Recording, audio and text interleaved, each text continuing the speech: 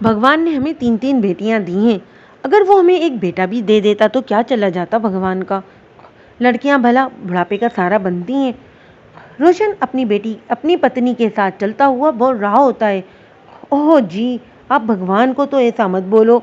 हमारी जूही, रूही और रूबी बेटियों से बढ़कर निकलेंगी। हाँ, देख लेना तुम। अरे बस करो राधिका, ये तो समय ही बताएगा। रोशन एक प्राइवेट स्कूल में चौकीदार था। सब ठीक ठाक चल रहा था कि एक दिन रोशन काम से लौट रहा होता है कि अचानक ही एक ट्रक हादसा हो जाता है और इसमें रोशन की जान चली जाती है। सड़क पर घायल रोशन को देखकर दीनूलाल बोलता है, पता नहीं बेचारे के परिवार पर क्या बीतेगी। रोशन के मरने के बाद राधिका पर तो मानो दुख का पहाड़ ही टूट पड़ता है। इस हाल में उसका कोई पुरसाने हाल भी नहीं होता, फिर भी वो बेचारी हिम्मत का साथ नहीं छोड़ रही थी। राधिका रोशन की फोटो देखकर कहती है, आप तो बीच मंदार में छोड़ गए जी। अब मुझ अकेली को ही जैसे तैसे करके जिम्मेदारी निभानी पड़ेगी। तीनों बेटियों और खुद का पेट तो पालना ही था।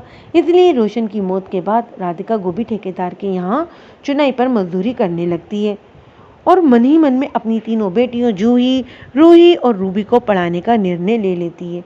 सर पर ईंटें धोते हुए राधिका सोचती है, मैं तो मजदूरी के सिवा किसी लायक हूँ नहीं, पर अपनी बेटियों को ज़रूर इस लायक बनाऊंगी कि इन्हें मेरी तरह ज़िंदगी में मजदूरी ना करनी पड़े। यही सोचकर राधिका जूही, रूही और रूबी से पूछती है, जूही, तुम क्या पढ़ना चाहती हो बेटा?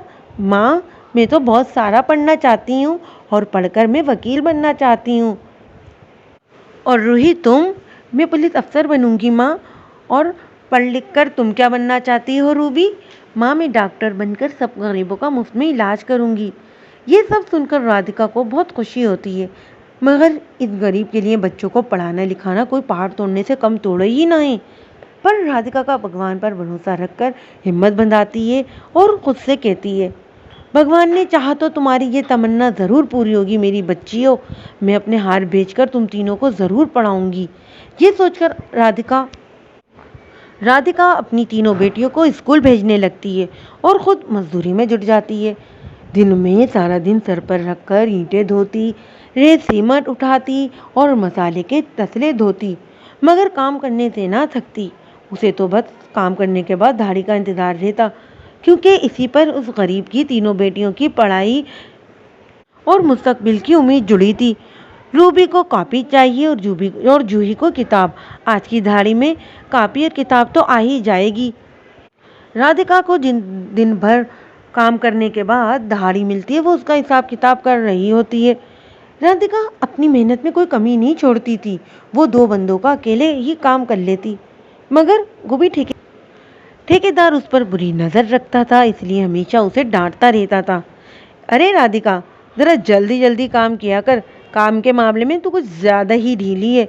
अरे नहीं ठेकेदार जी, मैं तो पूरी ईमानदारी से काम कर रही हूँ, ऐसी तो कोई बात नहीं है। अरे बस बस। ठेकेदार तुरंत राधिका की बात काट देता है, मैं क्या अंधा हूँ? मुझे दिखता नहीं है क्या? कान खोल कर सुन ले बस। काम ठीक से ना करेगी तो निकाल दूंगा काम से। हाँ। गोभी ठेकेदार राधिका को बहुत बुरी तरह डांट कर रख देता है। बेचारी राधिका खून के घूंट पीकर सर पर ईंटें दोबारा से ढोने लगती है। एक दिन राधिका सोते हुए सुबह उठती है तो उसे बहुत तेज बुखार होता है। वो बिस्तर से उठ भी नहीं पा रही होती है। इसी कारण वो सोचती है कि इस हालत में मजदूरी करना मेरे लिए बहुत मुश्किल होगा, क्यों ना आज छुट्टी कर लूं। यही सोचते हुए उसे अपनी बेटियों की पढ़ाई का ख्याल आ जाता है। फिर वो खुद से कहती है, नहीं नहीं, काम पर तो जाना ही पड़ेगा, घर का खर्च कैसे चलेगा वरना, और बेटियों को भी तो पढ़ाना है। अभी मेरी ज़िंदगी में आराम की फुर्सत नहीं। यही सोचकर बेचारी राधिका हिम्मत करके उठती है और काम पर चली जाती है।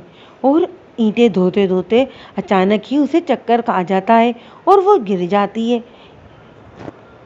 उसका सर ईंट से टकराता है और सर फटने के कारण खून निकल पड़ता है।